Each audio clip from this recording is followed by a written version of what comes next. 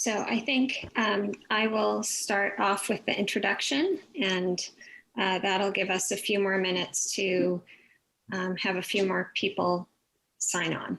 So welcome to the Exeter Historical Society's November virtual program. Thank you for joining us. We hope that you are well. We are coming to you tonight from the banks of the Squamscott River. Tonight, author Michele Albion will share her program on Amelia Earhart by bringing together Earhart's statements on a wide variety of topics. Just a bit about Michele herself. According to her, she was a history nerd from a very young age.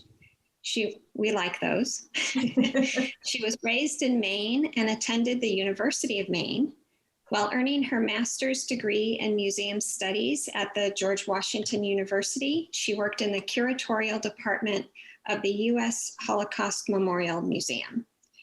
After working as the curator at the Edison and Ford Winter Estates in Fort Myers, Florida, she began writing books and has written several on major historical figures, including Earhart, Thomas Edison, Henry Ford, and Eleanor Roosevelt. Some of you may remember her presentation on Roosevelt at the Society a couple of years ago. We liked it so much that we asked her to come back, and we're happy to welcome her. I'd like to thank Exeter TV for bringing this program to you through Zoom and also through Channel 98. The program is also being presented on our Facebook page. Exeter TV is recording the presentation, and I will be adding it to our program video links on our website within the next week or so. A programming note, our December program will be held via Zoom at 7 p.m. on Tuesday, December 1st. This will not come as a surprise to anyone, but I should mention that we are not holding our traditional holiday open house this year. Instead, we have invited storyteller Jo Radner to share her New Hampshire Humanities presentation, Wit and Wisdom, Humor in 19th Century New England. And there are links to register on both our website and Facebook page. Michele, our speaker, will be taking questions after the program. My co-executive director and our curator, Barbara Rimkunis, will be monitoring the Q&A dialog box at the bottom of your screen. Feel free to type your questions there. If you're listening on Facebook, you can write your questions in the comments, and we'll try to get to those as well. Lastly, if you are interested in learning more about Exeter's history, visit our website, www.exeterhistory.org. And if you're a member of the Society, thank you. And with that, I will turn it over to Michele. Hello, I'm Michele Albion, and I want to give a great shout out to the Exeter Historical Society. In these challenging times, the Society has continued to provide amazing programming, and they've been extremely adaptable in the pandemic. So I'd encourage you to go to the Exeter Historical Society website and support them with your warm wishes and other resources.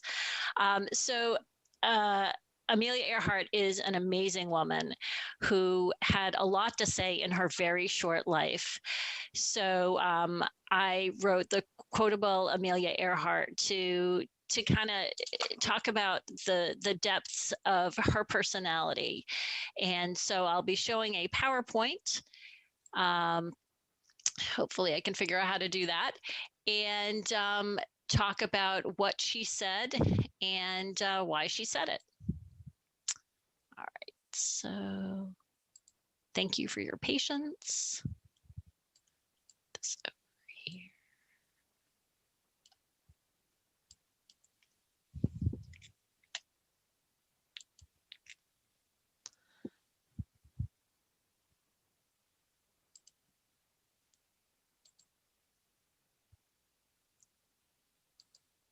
There we go. Are we up?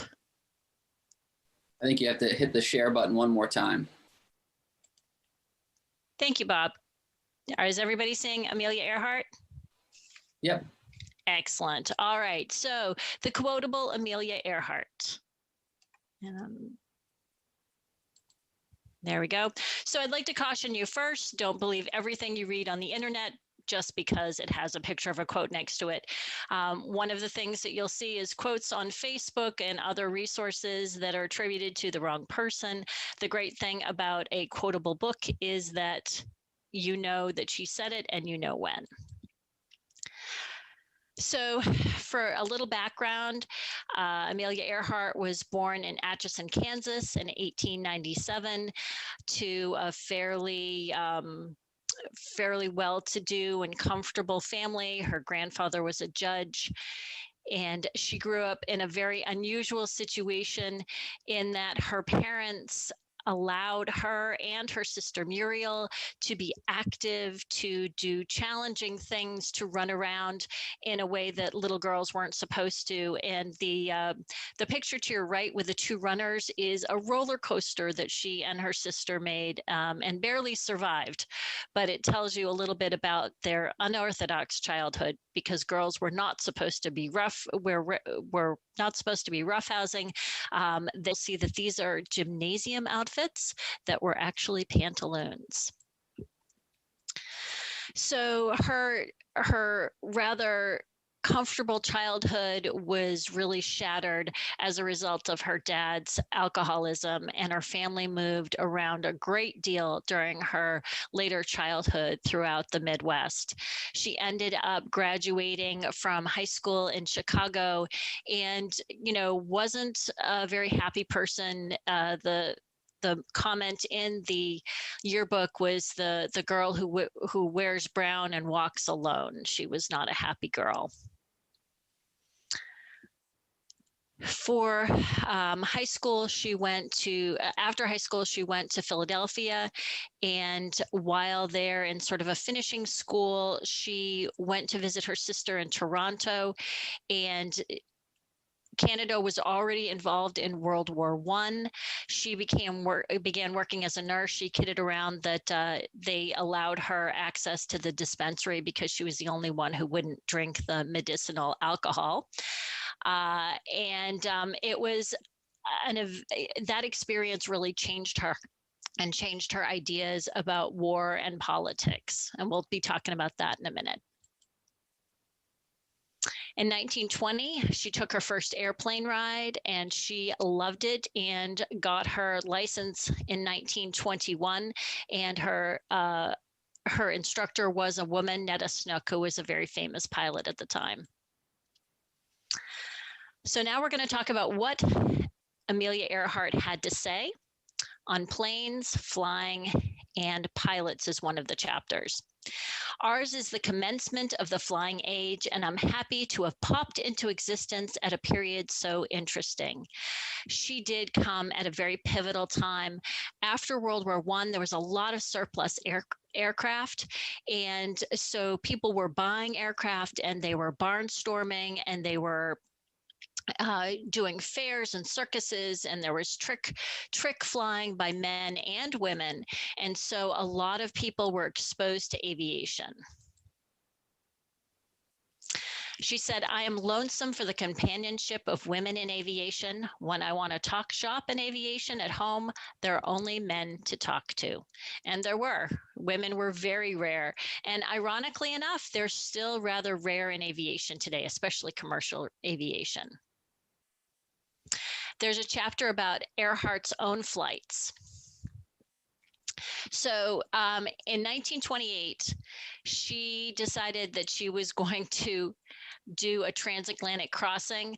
Of course, Lindbergh had done it previous to this, but there were no women. And Mabel Bowl was this amazing, strange and wonderful woman who was an actress who wanted to be the first woman to cross. And both she and Earhart were jockeying for position at the same time. And of Mabel, she said, Earhart said, "I don't wish it to be inferred that this flight is anyway a race with Mabel Bowl," but of course it was. And of course, Earhart was the first woman to cross the Atlantic. And she said, "I am the proudest woman in the world." Now, keep in mind, she was a pilot, but she did not fly the plane because they had severe turbulence. The plan was originally that she would fly. And she did not claim credit that she hadn't earned. It really makes me resentful that the mere fact that I'm a woman apparently overshadows the tremendous feat of flying that Bill Stoltz, who was the pilot, has accomplished. Now, there were other women involved in aviation, and one of them, Mary Heath, had a newspaper, a magazine in Great Britain about aviation. And in an article, and it really burned her that it was written by another woman, Heath referred to her as baggage. And that hurt. And Earhart said, "I was just baggage." She, of course, got to meet the president, but she again said, "The credit belongs to the boys, to the ship, and to its backer. I was a passenger. The fact that I happened to be a small ship pilot, reasonably experienced in the air, didn't affect the situation." 1929, she was in her first air derby. It was called the Powder Puff Derby in a rather divisive way. And just before the women were about to take off, the organizers, who were all male, decided that the women shouldn't be able to fly alone, that they should have to fly with a navigator. And the women who were going to be flying from California to Ohio said absolutely not, that they wouldn't fly if they had to have a navigator. And just to give you an idea, I mean, flying was dangerous back in the 20s and 30s and even into the 40s. So dangerous, in fact, that pilots couldn't get life insurance because it was considered more dangerous than being a firefighter or a police officer. And people died. And it was something that these women were prepared for. And one of the women who died was Marvel Crossan. It is theorized that her plane was sabotaged, and this was not unusual. There was a great deal of resistance to having women in aviation. There was sugar put in gas tanks. People cut sections of the wings. There's a theory in her particular case that acid was applied to some of the supporting wire structure. In 1932, she decided that she was going to go across the Atlantic by herself. And she intended to land in Paris like Lindbergh, but ended up in Ireland. And, you know, the difficulty in navigation back then, you know, there was no GPS. And she wasn't the only person who didn't exactly land where they expected to. But the fact is, she did make it to Ireland. And she said, "I have come to America to the family whose property she landed on." It was a consummation of my desire to wipe out the idea that I was just a sack of the potatoes on the friendship trip, on the previous trip across. And just for the record, this photo was staged when she landed. Again, she landed in a potato field, and there was nobody there to greet her. In fact, they were a little confused about what had happened, and this photo was taken later. And there was a lot of joking about what happened. And she said, "I did not kill a cow in landing unless one died of fright." After that, she wanted to do a transcontinental flight where she went from Los Angeles to Newark in a Lockheed Vega 5B. Then she wanted to go to Hawaii. So this at the time was considered extremely challenging, and Earhart had difficulty getting financial backing because men in in the aviation were able to get training and support because they were in the military and they had networks of people. And she didn't. She was kind of out there. So she got the support of pineapple growers in Hawaii, but they were accused of trying to lobby for statehood, and started to pull out backing. And she absolutely pushed them back and said, "No, I smell cowardice." And she was able to get them to support her. She said, "Gentlemen, there's an aroma of cowardice in the air. I intend to fly to California within this next week, with or without your support." She said a special mental hazard was the sight of 3 fire engines and an ambulance in front of the hangar. So as she was flying from Hawaii to California, she had a radio, her radio was communicating with the mainland, and they could hear her, but she couldn't hear them. And, in the course of her commentary, she mentioned that she was tired, and they only got she was tired. And so they prepared for a crash landing in California, which fortunately they did not need. In 1937, she decided she was going to do a around the world flight. And the plan was to go from Hawaii, cross the Pacific Ocean, and then come around through Asia, Africa, South America, and North America. But it didn't really happen that way because she crashed in Hawaii. There's a lot of debate about why that happened. The flight had so much fuel. Think about how far they had to go. So the first thing she said upon crashing was, "If we don't burn up, I want to try again."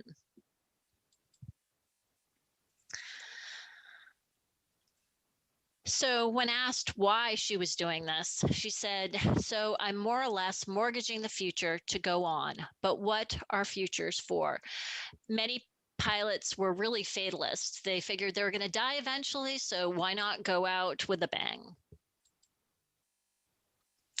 So of course, she flies all the way around the world and going in the opposite direction, from North America to South America to Africa to Asia, around to New Guinea. And then from New Guinea, she was supposed to fly to Howland Island, and she never makes it there, as we all know. So the fact that she didn't make it became worldwide news. And there's a great deal of speculation as to where she landed and where she and Noonan crashed in the ocean, or did they land on an island? And who knows? So there's a chapter on aviation, the aviation industry. There's a chapter on machines and technology. And by the way, that's Orville Wright, who is working with Amelia and talking about engines. There's a chapter on business and money. Amelia Earhart was one of the hardest working, most versatile businesswomen of her age, doing everything from a fashion line to aviation inspired luggage. And she spoke all the time, doing sometimes 2 or 3 presentations a day, and then meeting with the press at night. She was completely inexhaustible. She also wrote books, and she made sure that she was intricately involved in the work that was required for her plane. And you'll see Beechnut was one of her sponsors. She had to work very hard to get financial backing because, of course, flying was very expensive.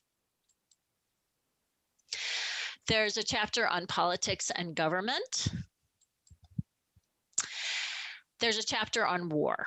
Again, because of her experience during World War I, she had very strong opinions about war. She said, "I realized that the World War meant, instead of new uniforms and brass bands, I saw only the result of a 4 years desperate struggle, men without arms and legs, men who are paralyzed, and men who are blind." She said, I'm entirely against war, but the fact that women were drafted for service might be a means of stopping it. To some, it's easier to go to war than to say no. Real knowledge of war might help women oppose it. And during that time, women were were shaming men who were not serving by walking up to them and giving them white feathers. It was a very humiliating experience that really forced men to volunteer. Now, Amelia Earhart was invited to speak at the Daughters of the American Revolution, and she gave a blistering statement about her anti-war feelings. And she said, I feel no organization should advocate armaments unless they themselves are willing to bear arms also. Did not make her very popular with the DAR. She said, also, I believe the oldest people should be drafted first. They are the ones who start war. The Crusades would have been much less fun than the Crusaders found them if women had tagged along. There's a chapter on education. Amelia made it through high school, attended college briefly, and she just basically ran out of money. But she believed in education, but not so much formal education. She said, experiment, meet new people, find out about them, adapt yourself to them, please them, anger them, study them. That's better than any college education. You will find the unexpected everywhere as you go through life. By adventuring about, you will become accustomed to the unexpected. The unexpected then becomes what it really is, the inevitable. But if you're ready for it, flexible, realistic, and tolerant, hard-boiled, and sympathetic. She said, too often, little attention is paid to individual talent. Instead, education goes on dividing people according to their sex and putting them in little feminine and masculine pigeonholes. She was part of the faculty of Purdue University. They subsidized her flying laboratory, which was her plane, and she worked with women, mentoring them and encouraging them to step outside the bonds of traditional feminine roles. She says, experience seems to be the most potent determining factor in choice of careers, and boys and girls can't acquire that until college is over. There's a chapter on gender and age. She said, tradition with a capital T bars women from everything. So this is one of her licenses to be a pilot. Because there were no restrictions on women being pilots in the beginning, it was easier to get a license than it was later on because there were rules about women being pilots. Women should earn their own salt, and men should do their part of the housework. They should help bring up the children too.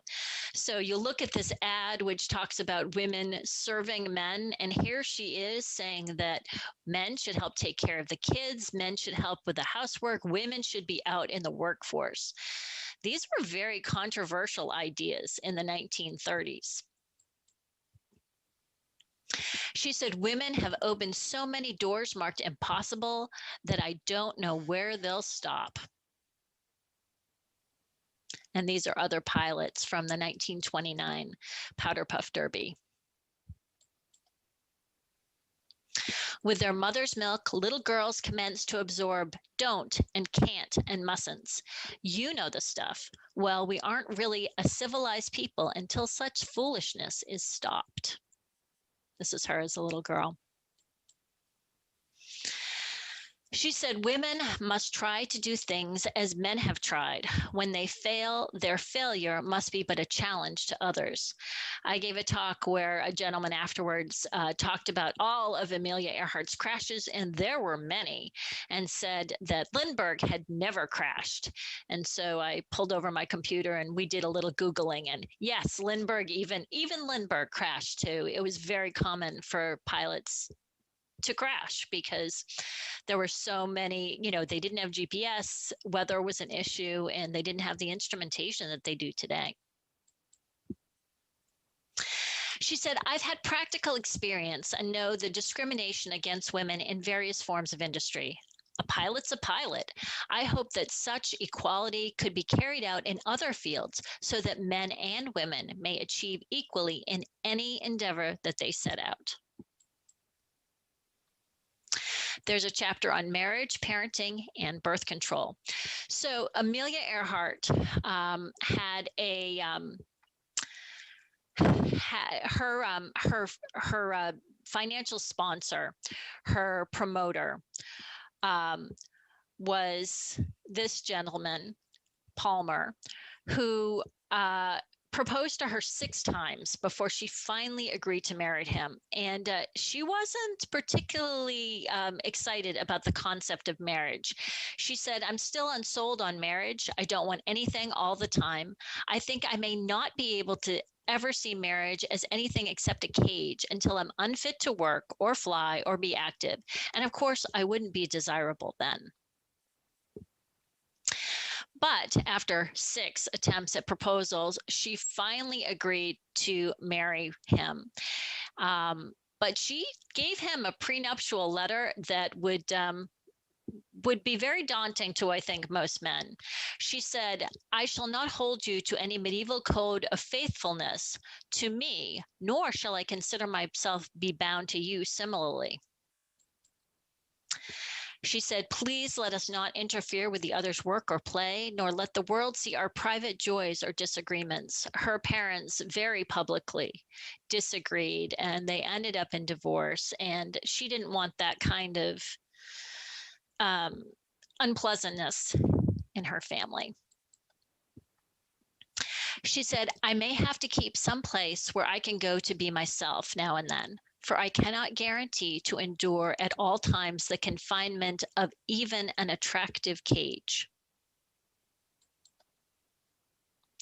I must extract a cruel promise, and that is that you will let me go in a year if we find no happiness together.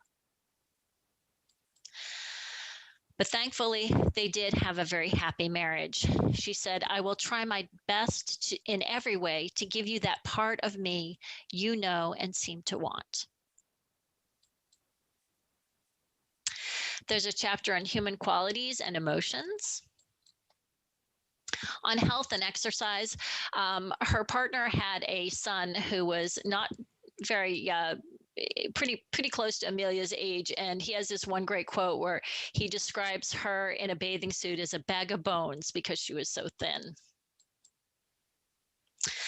There's a chapter on fame in the press. So, Amelia Earhart went from complete obscurity to being one of the most famous faces in the world.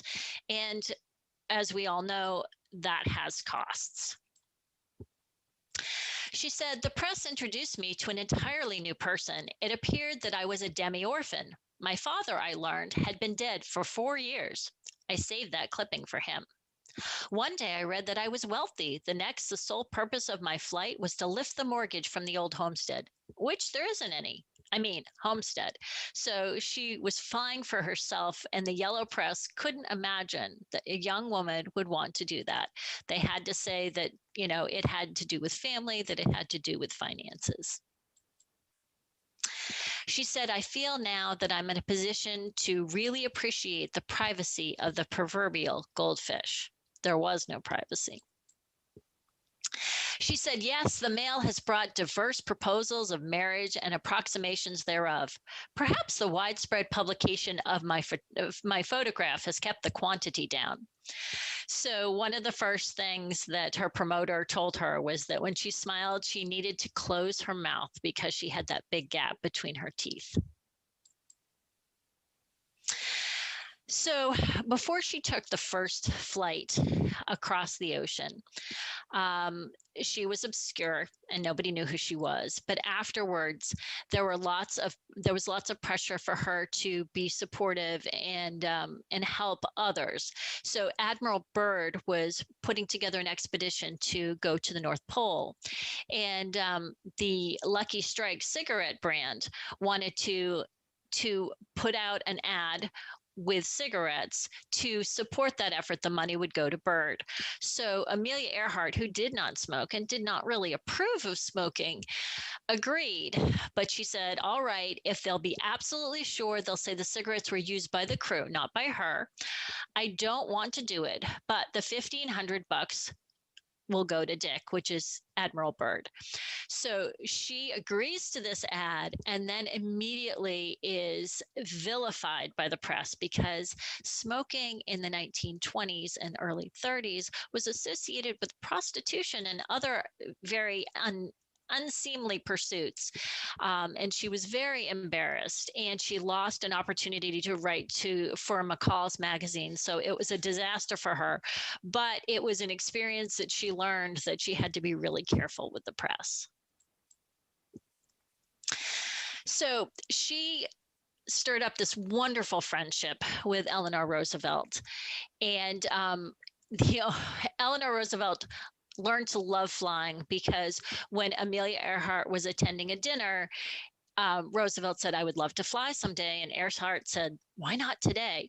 So the two of them in evening gowns and pearls and gloves went to Baltimore, rented a plane, and they flew over the nation's capital. And from that moment on, Roosevelt was sold on flying.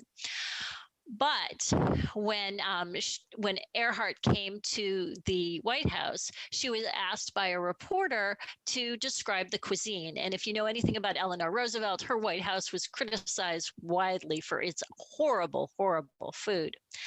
So Amelia was asked what she thought of the food, and she said, I don't know, I haven't had a chance to eat anything, or, I haven't had time. And there was this huge press write-up about how she was being starved in the White House. So in a letter to Eleanor Roosevelt, Amelia said, I assure you there never has been any necessity to raid the icebox.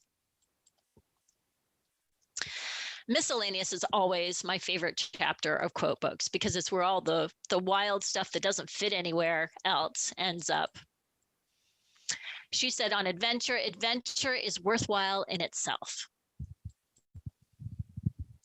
On beauty shops, she said, I think beauty parlors are abominable places. Why would a woman waste all that time having her hair done when she could have a barber do it?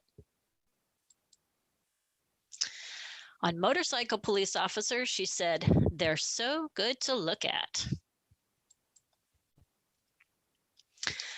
At the end of her life, she said, I have tried to play for a large stake, and if I succeed, all will be well. If I don't, I shall be happy to pop off in the midst of such an adventure. There's a chapter on Earhart on herself, and she was not a prideful person.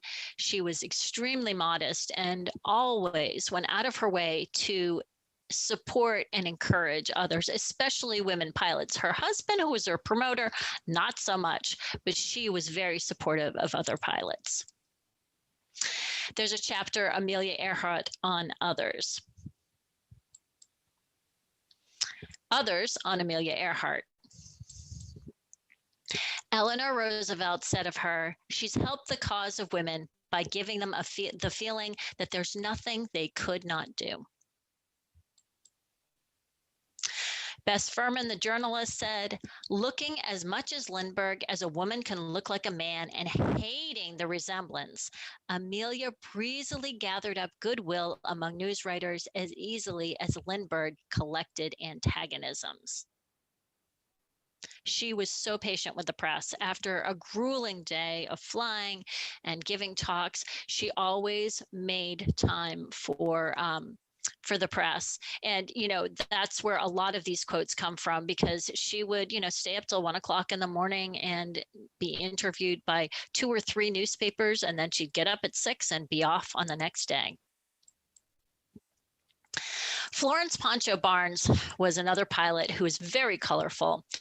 And she said of Earhart, and I'm quoting, she was a goddamn robot. Putnam, that's her husband, would wind her up and she'd go and do what he said. She did not like that. Anne Morrow Lindbergh met Amelia Earhart at an event, and the two of them immediately bonded. Maura Lindbergh said, "She is the most amazing person, just as tremendous as Charles, I think." And she also called her a shaft of white light coming out of a blue room. Unfortunately, the two of them were not able to maintain a friendship. And the reason for that, of course, was Charles Lindbergh, who really had to be the only alpha in the room. When one of the events that both Anne Morrow Lindbergh and Amelia Earhart was at, people were talking to Anne a little bit more than Lindbergh felt comfortable. And to get attention away from his wife, he went over and poured a glass of water down her silk dress and entirely ruined it. And Amelia observed that, and I think realized from that point that they would not be able to be friends, because Lindbergh would find that very threatening and it'd make it difficult for Anne. Charles Lindbergh said of Amelia Earhart, "I heard that Amelia made a very good landing once." And this is one of my favorite quotes. Will Rogers said, she would be great in any business or no business at all. She captivates the women too, which is unusual. She has sure got the nerve, that gal." That is the end of my presentation. So please, if you have questions, add something to the chat. Thank you again to the Exeter Historical Society. If you're interested in finding out more about my books, my website is Michele, and that's with one L, so Michele, Albion.com. And I will try and see if I can hand you back.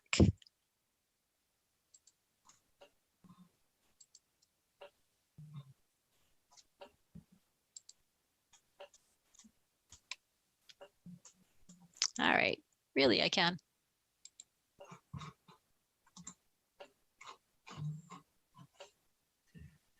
There we go. All right, thank you very much for the program. I'm hoping you can hear me. I'm moderating questions. You got it? Okay. I can hear you. Okay. First off, Charles Lindbergh, what a jerk. He was very talented, but he had to be the only alpha in the room. Wow. I guess. Okay, we have one question that was submitted. And this person who chose to remain anonymous would like to know about her father's support of her flying. Did her father support her flying, and how did he do that? Was it financial, perhaps, or emotional? What did he think about that? Okay, so her dad was the first person to go up in a plane with her. They were at a fair, and she had seen planes before and wasn't too convinced that they were particularly safe. But at this particular fair, she must have felt differently. She was, I think, 19 or so, went up in the flight with her dad, and was so astounded and immediately wanted to fly. And she talked to her parents about flying lessons, and her dad was initially supportive. It became more problematical as his career, really declined. When she wanted to learn to be a pilot, again, unlike the men, she couldn't have training through the military. So she had to pay for her flight lessons. So she worked all kinds of jobs. She was a photographer. She worked for a telephone exchange, one of those operators with the pegboards. She did absolutely everything. But really, her parents weren't in a financial position to support her. And her dad, with his long-term alcoholism, really supported her as much as he could emotionally, but didn't have the ability to support her in other ways. Okay, another question. It's someone who has said, of course, we're curious about your thoughts about her disappearance. Okay, so the Pacific Ocean is really, really big. You think about that. What's the plane that crashed into the ocean a few years ago and they still haven't found the black box? Oh, right. And I can't think of the number, right? Yeah, flight something. Anyway, so they had very little in equipment. She was not adept at operating a radio. It was one of her her areas where she really could have used some improvement. So my hunch is that in this very, very large ocean, they ran out of gas and they just crashed and they sunk. But I would love for her plane to be found. That would be great for book sales. Not to mention, just having an answer to this open-ended question that, we don't like open-ended questions. We like to know what happened. So that closure would be nice. But my hunch is that they weren't able to land anywhere and that they just crashed into the ocean. Someone says, are you aware that Earhart had a somewhat local connection? She taught English as a second language to workers at Biddle and Smart Automakers in Amesbury, Massachusetts. The Amesbury Library has a time card from her there. Sadly, no quote. Yeah, she lived in Medford actually when she took her first flight and was flying around Boston at the local airport and was interviewed very, very early in her career. And, she, of course, was telegenic. She was charming. And the children that she worked with were, I think, mostly refugees from Lebanon, which is really interesting. Oh, okay. Well, thank you, Michael, for that question. I have another one from Jackie. How about her sister Muriel? What did she end up doing in her life? So Muriel was, a stay-at-home mom who, raised wonderful children who became, the nieces and nephews to Amelia. But when Muriel decided that she wanted to get married and have a family, Amelia was like, why would you do that? Why would you commit to anybody? Amelia actually had been engaged for her when she took off for her first flight. But when she came back, she broke it off because most women in most states weren't able to hold a job if they were married. And she wanted to have as many options as she possibly could. So she admired Muriel's children. I think there were times when she probably wanted some of what Muriel had, but in general, she thought her sister was crazy, and she several times suggested that birth control was a really good option for her. Her sister had been you said, in Canada during World War I. Mm-hmm. Was she doing nursing work there as well? I'm not sure. I'd have to look that up. Okay. Because it seems like that's where Amelia begins to do nursing work. I was just wondering if. Yeah. Okay. I have one more question from me because I'm always interested in the women's suffrage movement. How involved or interested was Amelia Earhart in that? I'm guessing she must have been pretty much in favor of giving women the right to vote. Absolutely. She believed that women should be able to control their bodies, their political aspirations, and be able to work in industry, in business.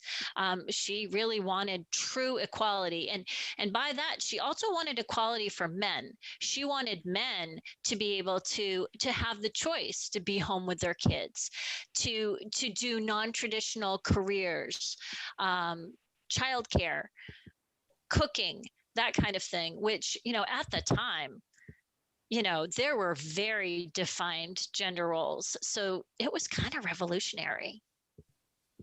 She was a very revolutionary person. Oh, one more question here. How did Eleanor Roosevelt and other prominent friends respond to Amelia's disappearance?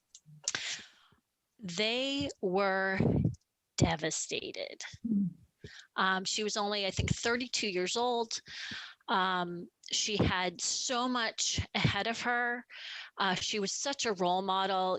We talk about the Rosie the Riveters and how they really said, you can do it. Well, before you get Rosie, you get Amelia, who is saying, you can do things, you can try things, you can fail, step out of this box, step out of this gilded cage and do new things. I know I was reading an autobiography of Shirley Temple, and she had been following the flight, and she was devastated when Earhart disappeared. So. Yeah, even her husband had been married before, and even the ex-wife was devastated when Amelia died. Or presumably died. Presumably. It looks like it took them about a year to declare her dead. I think that's the law. Yeah, okay. But and Putnam still continued to finance expeditions, and the United States government spent millions sweeping the ocean trying to find her, which some people really objected to. All right. Well, I think we have finished up our question and answer period for this evening. Thank you so much. That was wonderful. Oh. You're welcome. Costume. Thank you so much for coming. Thank you for being our speaker. That was wonderful. We'll have to have you back again. Absolutely. Okay, Laura, do you have any comments to close us out? You're Your muted. mic's off. Sorry There about we that. go. Just to thank everyone for coming and hanging out with us this evening. And we look forward to seeing you in December. So thank you. Thank you,